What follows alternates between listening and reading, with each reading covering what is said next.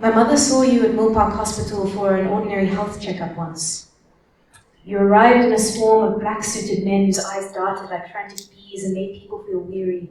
But you broke free of the posse, determined as you were for dignity for all, and approached each individual in the foyer of the hospital.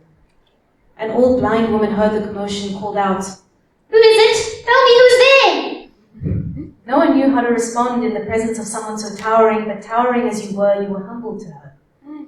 "My name is Nelson Kholifata Mandela, ma'am." Her beaming warmed up that cold, disinfected room, a voice to cut through the gloom. It was as if the old blind woman, just by what she hears, has seen for the first time in years. Because in those few words you shared not only some kindness, but insight. You shared vision. Vision of a world where people care for each other. Vision of a world in which hope and dignity prevail over pain and helplessness. This week we sat below your photo, Tata Madiba.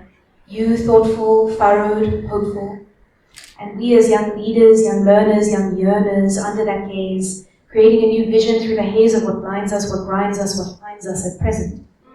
With our hearts, hands, and heads, hearts, hands, heads, hearts, hands, heads, pointing in the right direction using your vision.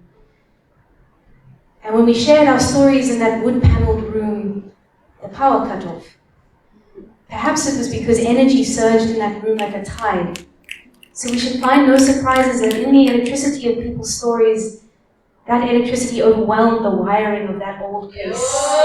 And the power cut off to show shadows on the lines on Rhodes's face. Because before him was a room of young, proud, African, unbowed leaders, learners, yearners of a caliber he could never have earned himself. Stories we heard of people's glorious, powerful lives, stories that spoke of persistence, resilience, stories that spoke of pain and of absence. But nonetheless, the energy of those stories warmed up that dark room, and at the end of each story, we rubbed our hands together as if before some invisible fire.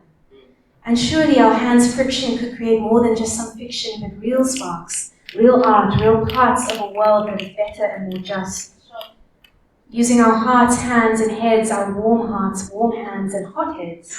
For we need some hot-headedness to address the mess. And that is where the magic is. And when life gives us lemons, for which continent knows more of lemons, or the painful, sour fruit of history's root, we must not stray away. Instead, we must stay, and in the face of those dilemmas, make lemonade. We heard stories this week from maybe 50 villages of Africa. They say it takes a village to raise a child, and we have seen that it takes a child to raise an uprising. And these children of Africa have more than enough power to raise whole villages to flower as places of wealth and health for the future. In this week, we shared not only some kindness but insight. We shared vision of a world, of an Africa where people care for each other, vision of a world in which hope and dignity prevail over pain and powerlessness. And so, with firm, confident forward footfalls, we must try to begin again as new visionary history makers, path breakers, ground shakers.